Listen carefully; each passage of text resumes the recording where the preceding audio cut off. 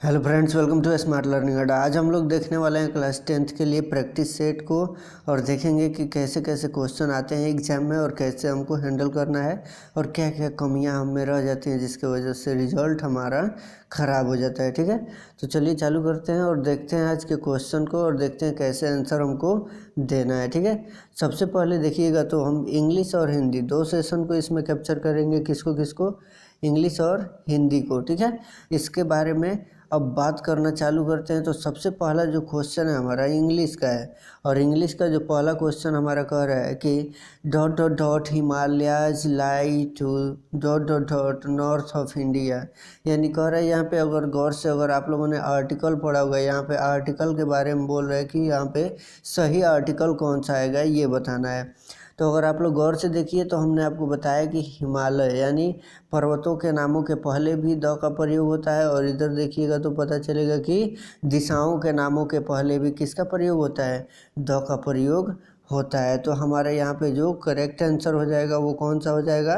तो यहाँ पे हमारा करेक्ट आंसर हो जाएगा सी नंबर। ठीक है, यानी the Himalayas lie to the north of India. ठीक है, दोनों जगह पे द और द का यहाँ पे फिल इन द ब्लैंक्स में स्थान आ रहा है। ठीक है, तो हम ऑप्शन नंबर सी को टिक आउट करेंगे। ये ध्यान देना है, ये नहीं कि एक जगह पे द आएगा एक जगह पे ए आ जाएगा या ए एन आ जाएगा, ऐसे नहीं करना है। सही कंटेंट और सही पॉइंट को पकड़ना है कि कहाँ पे क्या आ रहा है। ठीक है, अगला क्वेश्चन देखिएगा तो अगला क्वेश्चन कह रहा है यहाँ पे कि rice and curry his favourite food.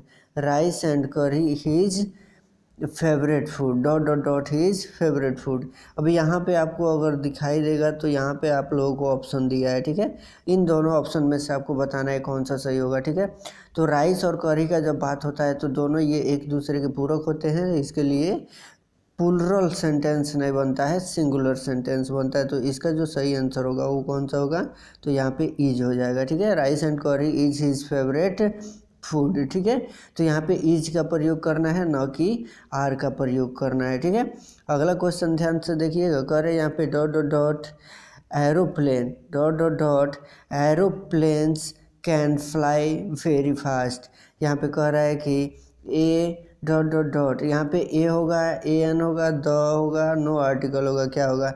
तो यहाँ पे होगा an aeroplanes can fly very fast. ठीक है, लेकिन अगर आप लोग गौर से देखिएगा तो यहाँ पे आप लोगों को पता चलेगा कि यहाँ पे उच्चारण के हिसाब से भी हमको आर्टिकल का यूज करना है। ठीक है, तो आई होप आप लोगों को समझ में आ रहा होगा। चलिए आगे बढ़ते हैं।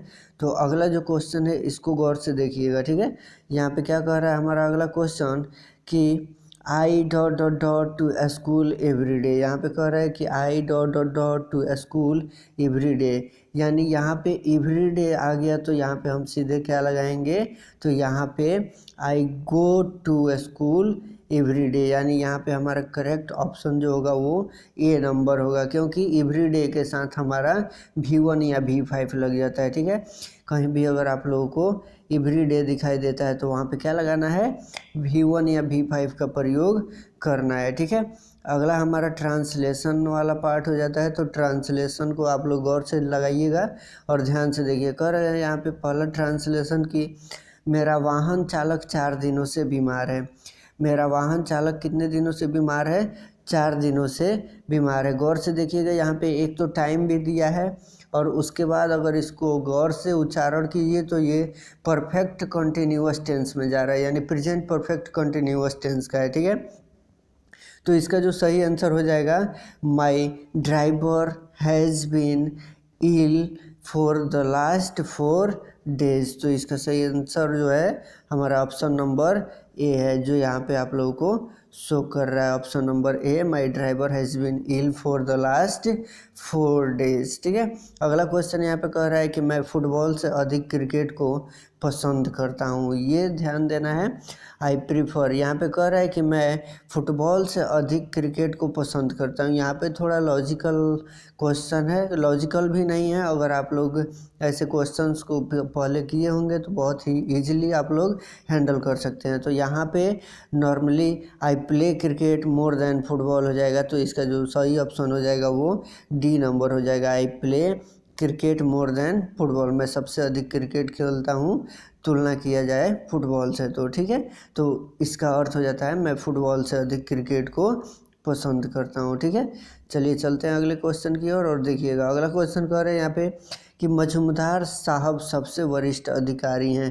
क्वेश्चन क्या कह रहा है कि मजूमदार साहब सबसे वरिष्ठ अधिकारी हैं। तो इसका ऑप्शन अगर देखिएगा तो मजूमदार साहब is the most senior officer, यहाँ पे सी नंबर ऑप्शन में आप लोगों को दिखाई दे रहा है। मजूमदार साहब इज़ द सीनियर, नहीं सॉरी यहाँ पे सी नहीं होगा क्योंकि सी नंबर ऑप्शन गलत है। यहाँ पे कह रहे हैं मजूमदार साहब is the most senior officer, यहाँ पे हमारा ये आंसर होगा वो होगा बी नंबर। ठीक है, यानी बी नंबर हमारे यहाँ पे सही ऑप्शन होगा। मजूमदार साहब is the most senior officer, correct answer होगा। ठीक है, अगला क्वेश्चन देखिए कह रहा है, लास्ट क्वेश्चन है इंग्लिश का, कह रहा है कि बच्चे शतरंज खेलते हैं। कौन खेलता है?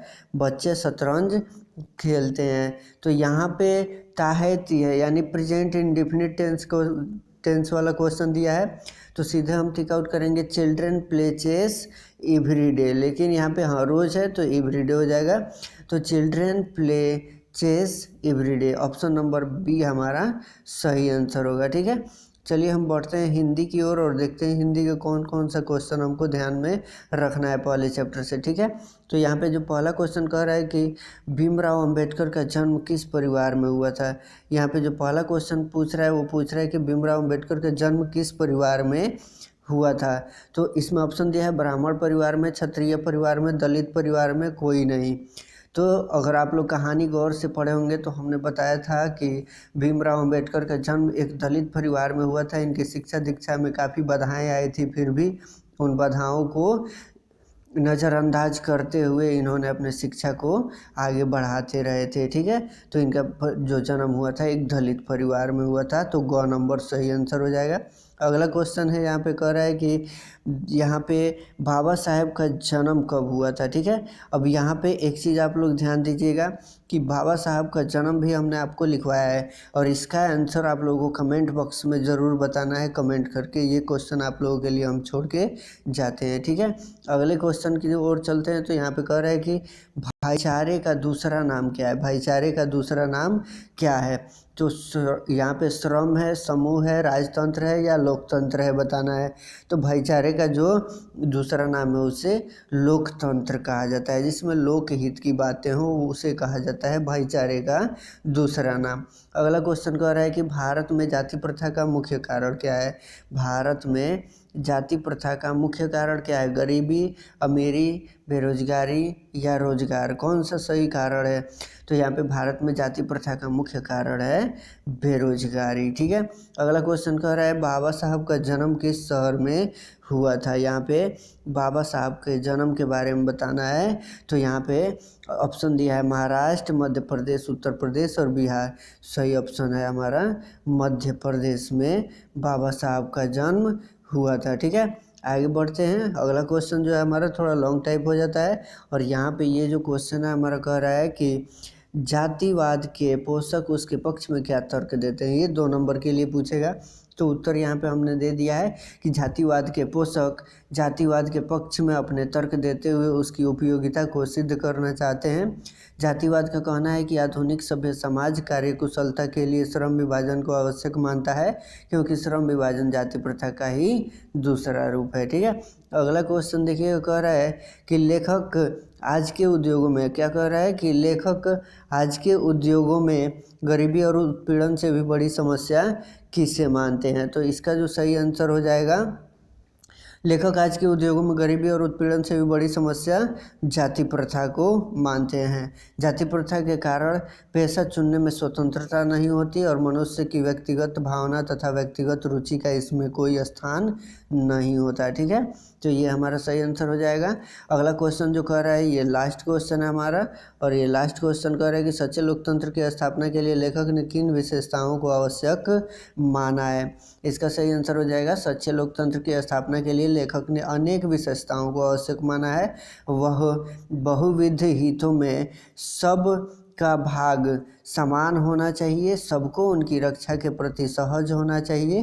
तात्पर्य है कि हमें समाज में दूध और पानी के मिश्रण की तरह भाईचारे की भावना होनी चाहिए और हमें साथियों के प्रति श्रद्धा और सम्मान होनी चाहिए। ये कौन कहते हैं? तो भीमराव अंबेडकर कहते हैं सच्चे लोकतंत्र की स्थापना के लिए। लास्ट में कुछ लाइन लिखा गया है, इसको अगर गौर से आप लोग पढ़िएगा तो इससे बहुत कुछ सीखने को मिलेगा। कह रहा है कि a mother does not leave her child until the child become wise but we leave our work incomplete why think. कह रहा है इसका अर्थ होता है कि एक माँ जो होती है वो अपने बच्चे को तब तक नहीं छोड़ती है जब तक वह बच्चा बुद्धिमान नहीं हो जाता है कि किस सामान को छूना है, किस काम को कैसे करना है, नहीं करना है।